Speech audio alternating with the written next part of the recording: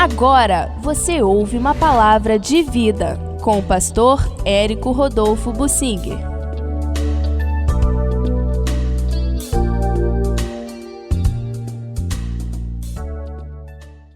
Eu quero falar da avaliação do nível espiritual de uma pessoa através da vaidade pessoal que ela demonstra no relacionamento. Para começar, nós temos que conhecer as pessoas pelo relacionamento. Ninguém vai julgar os outros pela aparência, por uma carta, por alguma coisa que a pessoa falou. Nós precisamos conhecer a pessoa, ter comunhão.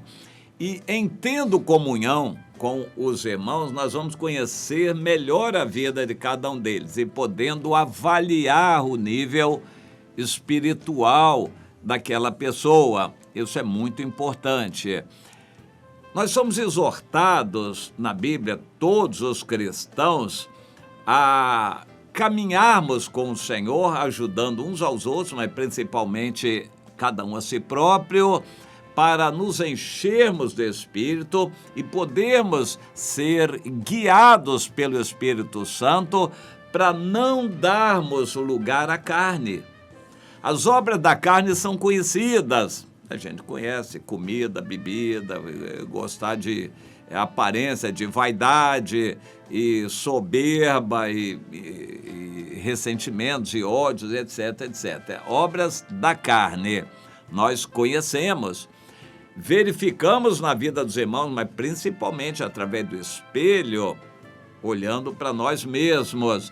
Então nós vamos buscar nos encher do Espírito Santo para produzirmos o fruto do Espírito: amor, paciência, alegria, bondade, benignidade, enfim. Nós vamos buscar nos encher do Espírito para ajudar, abençoar, amar as pessoas que estão à nossa volta. Isso é o que o Senhor deseja de nós. Por isso precisamos de comunhão, de convivência com outros irmãos. Precisamos congregar. Não há possibilidade de ser um bom cristão longe dos outros. Tem que congregar, fazer parte de um grupo. E isso é o problema das igrejas grandes. As igrejas grandes tendem a ser massificadas, e a igreja massificada é o maior engano. É o maior engano. É uma obra de aparência que não tem valor espiritual. As pessoas se reúnem para assistir um show religioso, apresentação de grandes cantores, grandes pregadores, grandes e ilustres, eloquentes, faladores, e saem dali com a sensação de que assistiram um grande show e vazios como entraram, incapazes de fazer qualquer coisa. Isso não é igreja. E estar numa igreja massificada assim, grande, isso não é ter comunhão. A comunhão, quando a sua vida é conhecida de outros e os outros também de você. E essa comunhão é necessária, essa vida em comum uns com os outros. E não dá para você ter comunhão com 500 pessoas ao mesmo tempo. Você precisa fazer parte de um grupo de meia dúzia, 10 pessoas que vão ser, na verdade, a sua família espiritual, que vão conhecer você, você vai conhecer essas pessoas.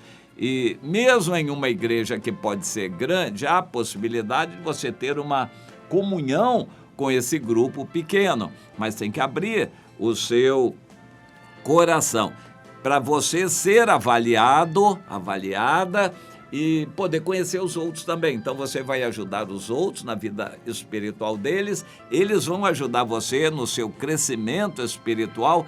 Esta comunhão vai ser aperfeiçoada dia a dia, semana a semana. É o que Deus deseja. Isto é igreja. Um ajuntamento de 500 pessoas massificadas não é igreja. Isso é uma empresa religiosa para assistir shows religiosos. Igreja é comunhão quando você faz parte e a sua vida é conhecida. Bom, nesse ambiente nós vamos conhecer as pessoas e vamos saber o grau de carnalidade ou de espiritualidade que essa pessoa apresenta. Eu quero focalizar aqui um exemplo bem típico de uma vida muito carnal, o Absalão. Em 2 Samuel 14, a partir do versículo 25, nos é dito o seguinte: não havia, porém, em todo Israel, homem tão celebrado. Olha o perigo aqui, ele era célebre, famoso, elogiado, comentado. Não havia homem tão celebrado por sua beleza. Cuidado, não investir em beleza. Como o Absalão. Da planta do pé, ele cuidava dos mínimos detalhes, quem sabe até da unha, né? Tratamento de unhas. Da planta do pé até ao alto da cabeça, não havia nele defeito algum. Olha que coisa, hein? Quando cortava o cabelo, isso se fazia ao fim de cada ano, por quanto muito lhe pesava, o seu peso era de 200 ciclos, segundo o peso real. Para nós é um pouco difícil imaginar isso. Ele cortava cabelo de ano a ano e era 2 quilos de cabelo. Claro que emplastado de creme, de óleo, a unção, né, o óleo que era colocado na cabeça para ajeitar os cabelos. Então, aquele cabelo emplastado de graxa brilhantina, de óleo do Absalão, pesava cerca de 2 quilos, era muito pesado. E aquilo chamava atenção, era um cabelo grande, cabelo bem cuidado, que chamava atenção. Também nasceram a Absalão 3 filhos e uma filha, cujo nome era Tamar, e ela era uma mulher formosa à vista. O Absalão fez o que fez, depois ele foi devagarzinho querendo voltar a se reconciliar com Davi, se aproveitou do coração mole de Davi, se apresentou diante de Davi, se inclinou diante dele, certamente que chorou, beijou a Davi. Aquilo era tudo falsidade, porque na verdade o capítulo 15 diz que logo depois disto, Absalão fez aparelhar para si um carro com cavalos e 50 homens que corressem adiante dele, fazendo propaganda dele. Ele estava se candidatando a ser rei no lugar do pai, mas depois não esperou o pai morrer e acabou liderando uma revolta para matar o pai, o rei Davi, e ele assumir o reino, ser rei no lugar do pai Davi. A vaidade levou a que ele engrossasse uma rebelião, se tornasse o líder dela, porque ele não queria esperar o pai morrer. Davi tinha perto de 70 anos naquela época, mas estava bastante desgastado, bem fraquinho, e esperava-se que ele morresse logo, mas Deus não deixou o Davi morrer tão logo. E o Absalão, não querendo esperar, então partiu para cima para matar o pai. Mas é possível uma pessoa assim, querendo ser rei em Israel, e com pensamentos tão odiosos no coração de matar o outro? De vez em quando o crente pensa e até fala em matar outra pessoa. É triste isso, né? O Senhor manda amar. Tem gente que fala em matar. E a carne é carne. Nós precisamos saber que se estamos de pé é pela graça de Deus. É o Senhor quem nos sustenta de pé. E quem está em pé, cuidado que não caia. 1 Coríntios 10, 12. Cuidado para não cair. Qualquer um de nós pode fraquejar, cair. Temos que tomar cuidado e sermos humildes. Mas aqui vem a questão. A pessoa que é movida pela vaidade vai demonstrar essa vaidade de alguma maneira. Ele quer primazia para falar, quer destaque quando falar, quer ser celebrado, cuida da aparência, é uma pessoa que gosta de elogios, gosta de festas e celebrações para homenageá-lo, etc, etc. são aspectos que demonstram a vaidade da pessoa. O eu dela gosta de ser elogiado. Quando alguém critica, fala mal, a pessoa fica arrasada, porque o eu dela foi pisado. Quando a gente é do Senhor, a gente deveria dizer, sim, Senhor, pisa mesmo, amassa, esse meu eu precisa morrer, humilha mesmo esse meu eu, Senhor. A gente deveria concordar com o Senhor, mas não, a gente fica do lado do eu. Não, isso é uma desonra, a minha reputação, como é que vai ficar? O que os outros vão pensar de mim? E eu que sempre cuidei de ser certinho com a vida moral, não posso aceitar isso não, eu não aceito isso. O eu, está crescido, grande ainda. Então Deus vai cuidar que ele seja pisado. O Absalão, de tão soberbo que era, precisava levar um tombo grande. E ele levou. Teve uma morte terrível. Deus é Deus, ele continua sendo soberano. Ele não dá glória dele para nós. Cuidado, meu irmão, em querer receber parte da glória que é de Deus. A glória é de Deus. Ele tem que receber a glória e não nós. Cuidado com você defender o seu eu, ficar tristinha, bicudinha, chateadinha porque alguém falou mal de você. Cuidado, minha irmã, isso é vaidade. Mas o Salomão diz que os homens são movidos por vaidade. Um grande pregador é movido por vaidade. Eu já conheci grandes pregadores que falavam bonito, que quando a gente encostava perto dele, um espinho recebia um safanão. O sujeito tinha um eu muito grande. Ele era maravilhoso na imagem que ele projetava, que ele queria que as pessoas vissem. Mas no eu dele, aqui no cantinho, fora, no privado, o homem era terrível. Pois é, o Absalão cuidava da aparência, nos mínimos detalhes. Se a Bíblia diz que da planta do pé ao alto da cabeça incluía as unhas, então ele fazia as unhas, ele cuidava da pele, cuidava da aparência, certamente fazia alguma ginástica, alguma musculação para o corpo dele ficar bonito.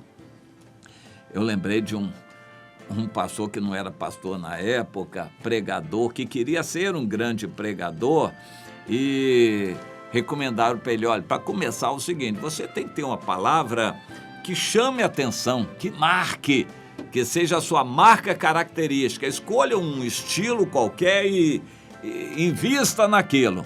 Sempre demonstre aquilo, a sua marca característica. E outra coisa, tem que ter uma aparência boa. Comece a fazer musculatura, vá para uma academia, porque com esse corpo magrinho do jeito que está, dificilmente você vai ser famoso. Então, desenvolva o músculo. E ele foi, e desenvolveu. Bom, ele adotou os dois conselhos. Isso quem contou foi ele mesmo, numa reunião de pastores, e um pastor que estava lá assistindo passou para mim.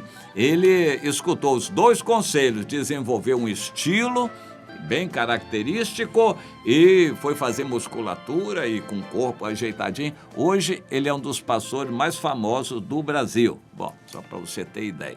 O Salomão diz o seguinte, o que move as pessoas a isto? A vaidade. A mola propulsora, todo o livro de Eclesiastes diz isso, é a vaidade.